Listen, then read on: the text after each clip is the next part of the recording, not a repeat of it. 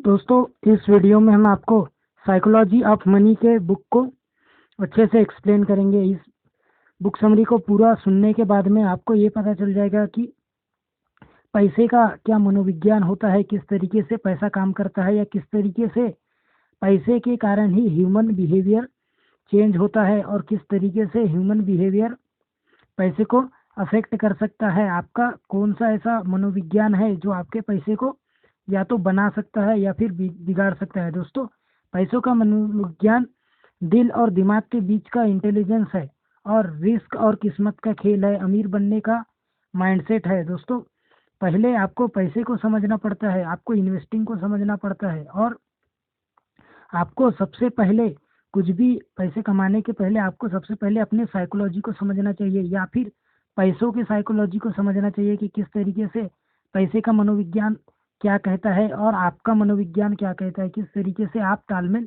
बिठा सकते हैं। अगर आप इस बुक समरी को पूरा देखते हैं तो आप में इतने सारे चेंजेस आएंगे कि आप खुद हैरान हो जाएंगे। दोस्तों, इसमें हम आपको साइकोलॉजी ऑफ मनी के सारे कॉन्सेप्ट्स को डिटेल में बताएंगे।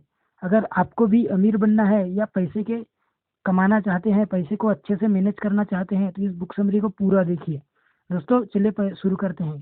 इसके ऑथर है मॉर्गन हाउसेल। दोस्तों, पैसे को सही तरीके से हैंडल करने की कला आपके स्मार्टनेस पर नहीं बल्कि आपके पैसे को लेकर आपके बिहेवियर पर डिपेंड करता है। कभी कभी एक जीनियस भी पैसे को लॉस कर देता है और वहीं कभी कभी एक ऑर्डिनरी इंसान जो बहुत ही नॉर्मल जिंदगी जी रहा है वो भी अमीर बन सकता है, बिलियनर बन सकता है। दोस्तों, साइकोलॉजी ऑफ मनी समझने के लिए पहले हम आपको एक कहानी बताते हैं। दोस्तों, इस कहानी में आप ये समझ जाएंगे कि किस तरीके से छोटा आदमी भी बड़ा काम कर सकता है, ज़्यादा अमीर बन सकता है और वहीं जो बहुत ज़्यादा अमीर है लेकिन जिसके पास साइकोलॉजी ऑफ मनी नहीं है या पैसे को सही तरीके से संभालने का मनोविज्ञान नहीं है, वो कितना भी अमीर क्यों ना हो वो अपने सारे पैसे गंवा सकता है। दोस्तों, मॉर्गन हाउसेल एक होटल में अपने जवानी में काम करते थे जहां वो एक टेक्नोलॉजी एडवाइ एग्जीक्यूटिव फ्रीक्वेंटली आता था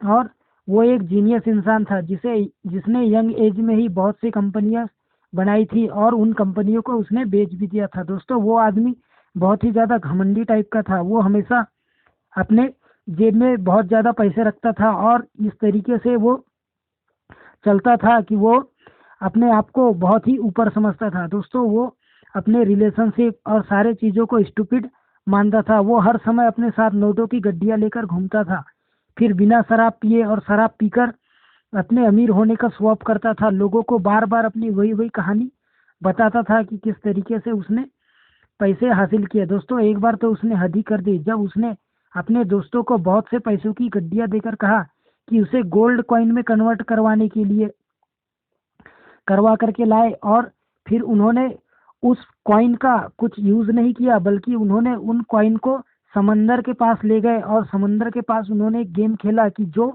गोल्ड कॉइन समुंदर में सबसे ज्यादा दूर तक फेंकेगा वो जीत जाएगा। इस तरीके से उन्होंने अपने पैसे को बहुत बुरी तरीके से ट्रीट किया, जिस तरीके से कोई फालतू चीजों को ट्रीट करता है, जिस तरीके से लोग पत्थर को फेंकते हैं उस तरीके से वो लोग सोने के सिक्के को समंदर में फेंक रहे थे और उनके दोस्त भी इस चीज का मजा ले रहे थे। दोस्तों, मॉर्गन हाउसेल बताते हैं कि कुछ साल बाद ही इस तरीके से पैसे को खर्च करने के कारण वो आदमी बैंकरप्ट हो गया। वो हालांकि बहुत जीनियस तो था पर उसके पास पैसे को लेकर के कोई भी मनोविज्ञान नहीं था। वो किस तरीके को पैसे को मैनेज करना है ये जानता ही नहीं था। वो धड़ल्ले से पैसे को खर्च करता था, इसके कारण वो बहुत जल्दी ही सड़क पर आ गया। वहीं दूसरी कहानी की बात करते हैं। दूसरा कहानी है दोस्तों एक स्वीपर की जिसका नाम है रोनाल्ड रॉक। दोस्तों, वो एक साधारण अमेरिका के गांव से बिलोंग करता था और वो एक सफाई कर्मचारी था। ये एक साधारण व्यक्ति था जो 92 साल की उम्र में मरा तो देश विदेश के अखबारों में उसकी चर्चा हो गई। अब आप सोचेंगे कि उस साधारण आदमी की चर्चा क्यों हुई, तो दोस्तों चर्चा इसलिए हुई क्योंकि मरने के समय उसकी नेटवर्थ कुल 58 करोड़ की थी और जिसमें से उसने 15 करोड़ अपने सौतेले बच्चों को दिया था और वहीं 43 करोड़ चैरिटी में दान कर दिए थे। अब आप सोचेंगे कि एक साधारण अमेरिका के गांव में रहने वाला आदमी एक साधारण सी कर्मचारी की नौकरी करने वाले आदमी के पास इतना पैसा कैसे आ गया, और ज़्यादा ना तो वो पढ़ा लिखा था और ना ही उसके पास कोई डिग्री थी और ना ही उसने कोई लॉटरी जीती थी। दोस्तों, जितने पैसे वो बचा सकता था उसने बचाया था और उसने उसे ब्लू चिप कंपनी के स्टॉक में लगा लगा दिया था। फिर कई दशकों के बाद कंपाउंडिंग के पावर ने उसकी छोटी छोटी इन्वेस्टमेंट को इतना बड़ा नेटवर्थ बना दिया कि वो बाकी लोगों से भी बहुत ज़्यादा हाई हो गया। और दोस्तों, बहुत सारा पैसा कमाना फिर उसे बनाए रखने के लिए किसी टेक्निकल नॉलेज की ज़रूरत नहीं है। आप पैसे के साथ कैसे बिहेव करते हैं इसकी ज़रूरत है। पैसा कमाने की कला एक सॉफ्ट स्किल है, कोई भी इंसान सीखकर फाइनेंशियली सक्सेस पा सकता है। एक टेक्नोलॉजी एग्जीक्यूटिव जीनियस होने के बावजूद बैंकरप्ट हो जाता है, और वहीं एक आदमी जो मामूली सफाई कर्मचारी है, ना ज़्यादा पढ़ा लिखा है ना ही उसके पास कोई डिग्री है, वो थोड़े थोड़े इन्वेस्टमेंट करके भी करोड़पति बन जाता है। दोस्तों, पहले पॉइंट की बात करते हैं जो साइकोलॉजी ऑफ मनी का पहला चैप्टर है, नो वन क्राइज। दोस्तों, मॉर्गन हाउसेल एग्जाम्पल देते हैं कि लॉटरी टिकट का अमेरिकन जनता movies, video games, music, sporting events और बुक्स के कॉम्बाइन अमाउंट से ज़्यादा लॉटरी टिकट खरीदने में खर्च करते हैं। आपको ये जानकर हैरानी होगी कि ज़्यादातर लॉटरी टिकट कौन खरीदता है। ना तो उसे अमीर खरीदता है ना ही उसे मिडिल क्लास खरीदता है, बल्कि जो गरीब लोग होते हैं, जो बहुत निचले स्तर तक होते हैं, वो लोग ही लॉटरी टिकट खरीदते हैं, जिन्हें अगर इमरजेंसी हो जाए तो 30 से लेकर के 35 हज़ार अरेंज भी नहीं कर सकते। ऐसे गरीब लोग वहां पर सालाना 30 से 35 हज़ार रुपए की लॉटरी टिकट खरीद लेते हैं, क्योंकि उन्हें ये बिलीव होता है कि लॉटरी लगने से वो एक बार अगर अमीर हो जाए तो वो बहुत ही खुश रह सकते हैं। पर दोस्तों, वो सही चीज को नहीं समझते हैं। दोस्तों, चलिए पहले पॉइंट की बात करते हैं। पहला है, what financial sense does it make. दोस्तों, क्या फाइनेंशियल सेंस लॉटरी टिकट खरीदने का बनता है? ये पैसा जो इमरजेंसी के समय उनके काम आ सकता था, उससे वो लॉटरी टिकट खरीद लेते हैं। क्या एक फाइनेंशियल डिसीजन आपको सही लगता है? आप शायद सोचेंगे कि ये बहुत बड़ी बेवकूफ़ी है, पर ये बिल्कुल भी बेवकूफ़ी नहीं है, क्योंकि वो गरीब आदमी के लिए रेशनल और वाइज डिसीजन है। कैसे?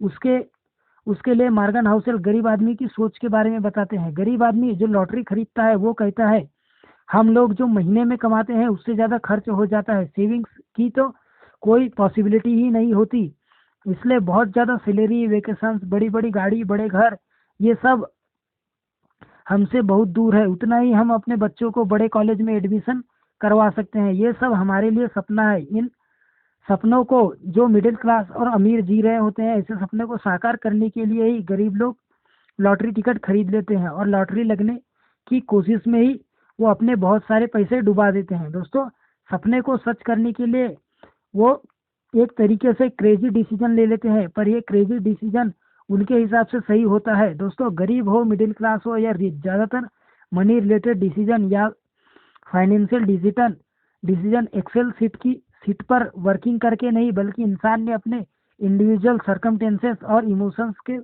से प्रभावित होकर लेता है। जो मैं डिसीजन लूंगा वो आपको गलत लग सकता है, पर वहीं अगर कोई डिसीजन आपको गलत लग रहा है तो इसका मतलब ये नहीं है कि वो मेरे लिए भी गलत है, या मेरे इमोशंस, मेरे सर्कमटेंसेस, मेरे सिचुएशन के हिसाब से वो गलत है। दोस्तों, हर किसी के अपने लाइफ में अलग अलग सर्कमटेंसेस होते हैं, कि हर किसी का इमोशनल स्टेज अलग होता है और हर इंसान अलग तरीके से बिहेव करता है। इसलिए अगर कोई इंसान एक तरीके से पैसे को खर्च कर रहा है तो इसका मतलब ये नहीं है कि वो बेवकूफ़ है। ये भी हो सकता है कि वो अपने हिसाब से सही हो और आप अपने हिसाब से सही हो। दूसरा पॉइंट है दोस्तों, लक एंड रिस्क।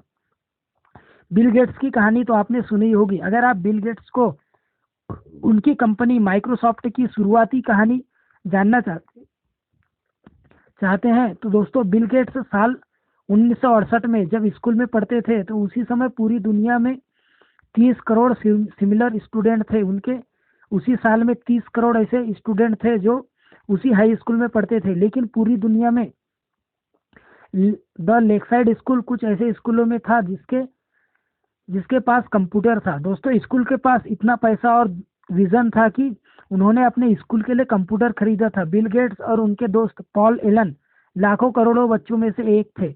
वो लकी स्टूडेंट थे जिन्हें उस समय कंप्यूटर का एक्सेस मिला था। बिल गेट्स ने ये बात ऑन रिकॉर्ड भी कही है, अगर उनका स्कूल लेक्साइड नहीं होता तो शायद माइक्रोसॉफ्ट भी नहीं बना होता। इस तरह और भी बहुत सारे फैक्टर्स थे। बिल गेट्स के सक्सेसफुल होने के लिए उन्होंने लक भी उनमें से एक था। बिल गेट्स के एक और दोस्त केंट इवांस की बात करते हैं। केंट इवांस बिल गेट्स और पॉल एलन के बेहतरीन दोस्त थे। उनके सभी कंप्यूटर एडवेंचर के पार्टनर थे। बिल गेट्स का कहना है कि अगर केंट इवांस ने स्कूल खत्म किया होता तो वो निश्चित माइक्रोसॉफ्ट में फंडिंग पार्टनर होते, लेकिन केंट इवांस ने स्कूल खत्म ही नहीं किया। केंट इवांस स्कूल में ही एक माउंटेनियरिंग एक्सीडेंट के दौरान मारे गए। उन्होंने उन्होंने वो रिस्क फेस किया जो लाखों में से एक को फेस करना पड़ता है।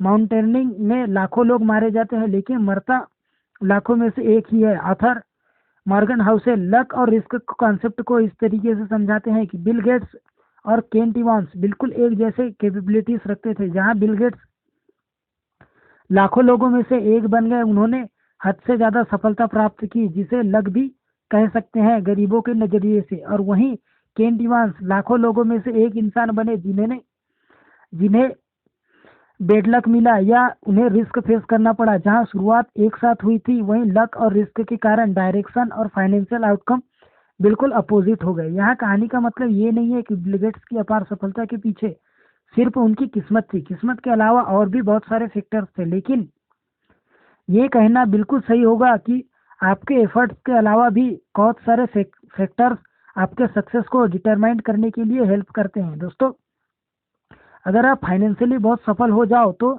ये मत मान बैठो कि आपने जो डिसीजन लिए हैं वो सब सही रहे हैं, तभी आप सफल हुए हैं। जैसा अगर आप फाइनेंशियल फेलियर का सामना करो तो ये मत मान लो कि जो आपने डिसीजन लिए हैं वो सारे गलत थे, इसलिए आप फेल हो गए हैं। दोस्तों, सफल होते समय भी और आपके डिसीजन हार्डवर्क के साथ बहुत सारे फैक्टर्स थे जो आपके असफल होने पर भी आपके डिसीजन हार्डवर्क के अलावा और बहुत सारे फैक्टर्स थे। सफल होने पर भी कॉन्शियसली आगे बढ़ते रहो और फेल होने पर भी सिचुएशंस और सर्कमटेंसेस को पीछे छोड़कर आगे बढ़ते चलो, जब तक सभी फैक्टर्स आपके फेवर में आकर आपको सफलता ना दिला दे। दोस्तों, तीसरा चैप्टर है never enough when rich people do crazy things. इसका मतलब है आपके लिए कितना इनफ है ये देख लेना चाहिए। दोस्तों, मनी से रिलेटेड तीसरी सॉफ्ट स्किल्स को बताने के लिए ऑथर मॉर्गन हाउसेल रजत गुप्ता का एग्जाम्पल देते हैं, जिनका जन्म कोलकाता में हुआ था, जो एक अनाथ थे।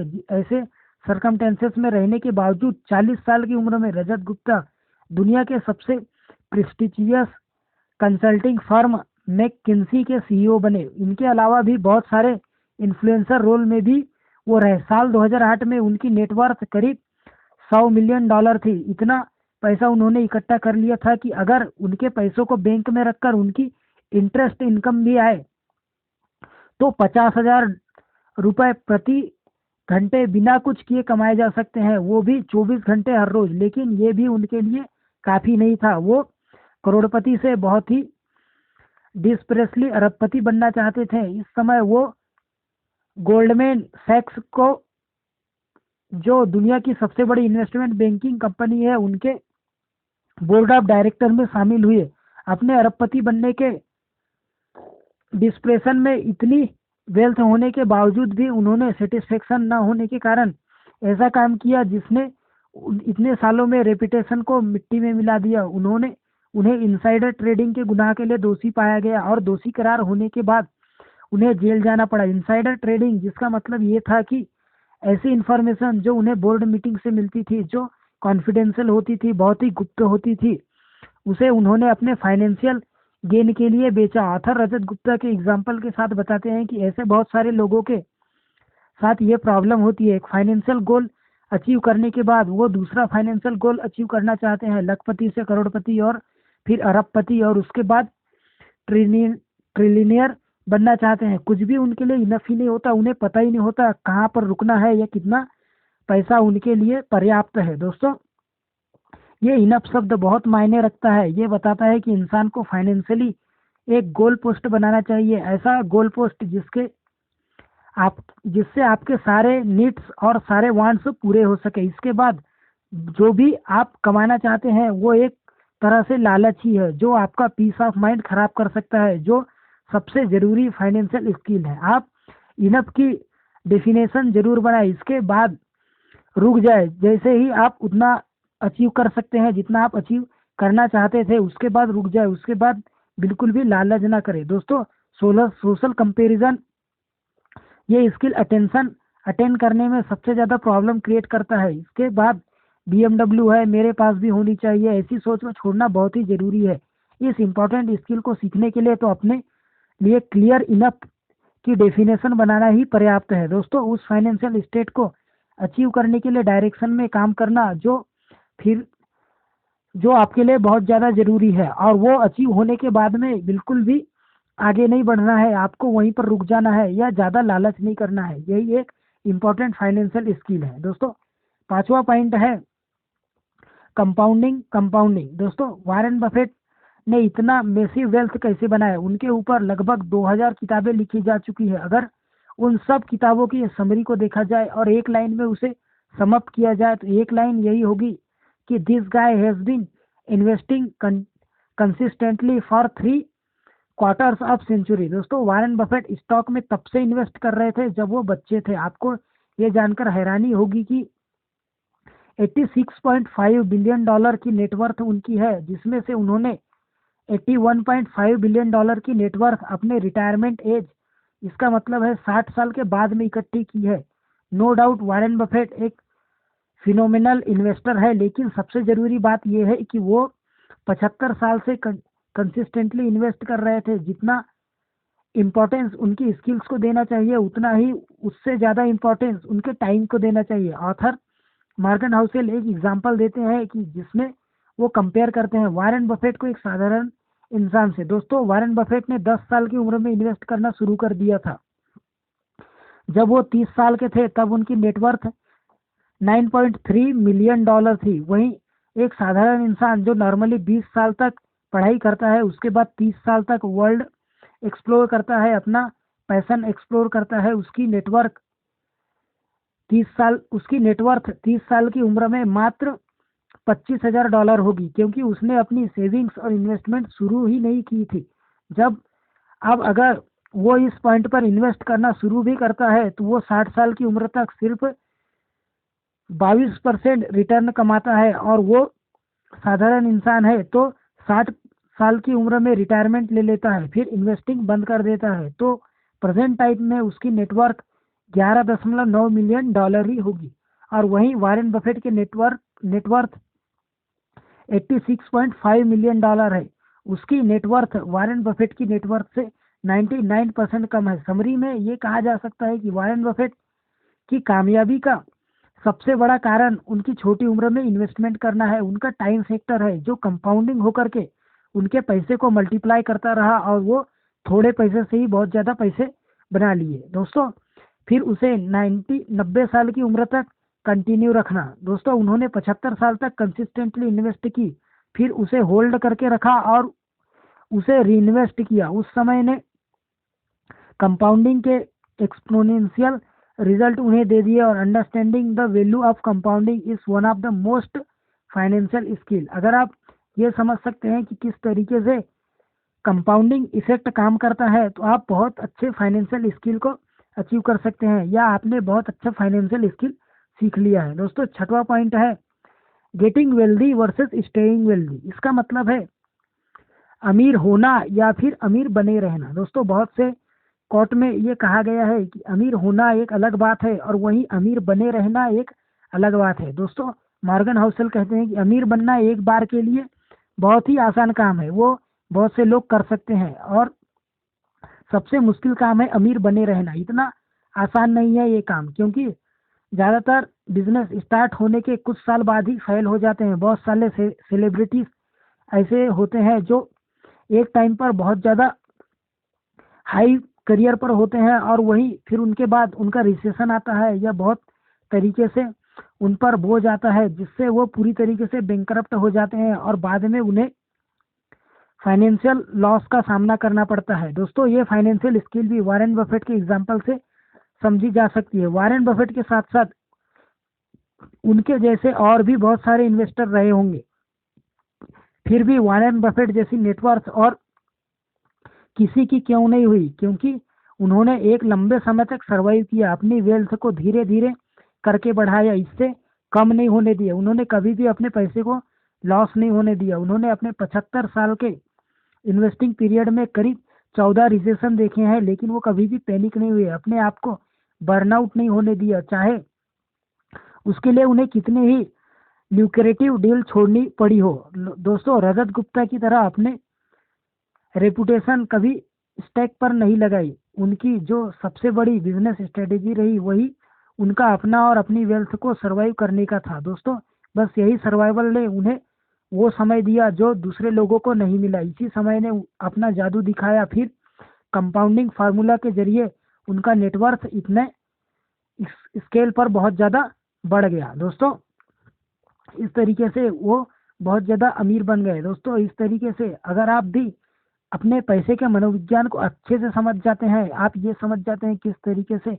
इन्वेस्टमेंट काम करता है, आपका मनोविज्ञान किस तरीके से आपके पैसे को इफेक्ट करता है, और किस तरीके से आप अपने फाइनेंशियल स्किल को सीखने के पहले अपने बिहेवियरल स्किल को सीखने की कोशिश कीजिए। क्योंकि अगर आपके पास बहुत ज़्यादा पैसे आ भी गए लेकिन आपके पास पैसे को चलाने की तरीका नहीं है, या आपको ये पता नहीं है कि किस तरीके से पैसे को मैनेज किया जाता है, किस तरीके से इन्वेस्ट किया जाता है, किस तरीके से बजट बना करके प्लानिंग के साथ में सेविंग किया जाता है, और किस तरीके से अपने पैसे को स्पेंडिंग किया जाता है, तो अगर आप इन सब चीज़ों को और भी अच्छे से समझना चाहते हैं तो हम आपको ये बुक पढ़ने की सलाह देंगे। दोस्तों, अगर आप चाहे तो इस बुक को अमेजन से, फ्लिपकार्ट से या कहीं से भी ऑर्डर कर सकते हैं। दोस्तों, इस बुक को पूरा पढ़ने के बाद में अगर आपको समझ में आए तो उन इंफॉर्मेशन को सिर्फ अपने दिमाग में भर करके मत रखिए, बल्कि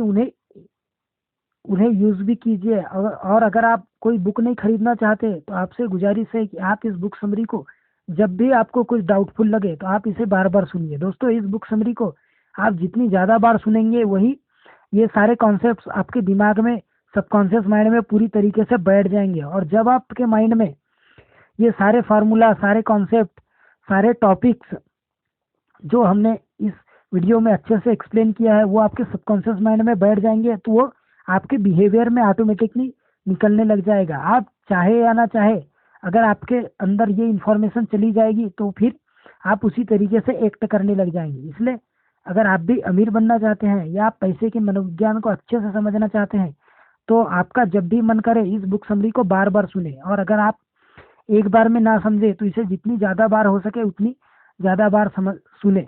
जिस तरीके से आप कोई काम को प्रैक्टिस कर करके बार बार करके उसमें मास्टरी अचीव कर सकते हैं, उसी तरीके से इस बुक समरी को बार बार सुनने से आपको इसके सारे कॉन्सेप्ट्स अच्छे से क्लियर हो जाएंगे।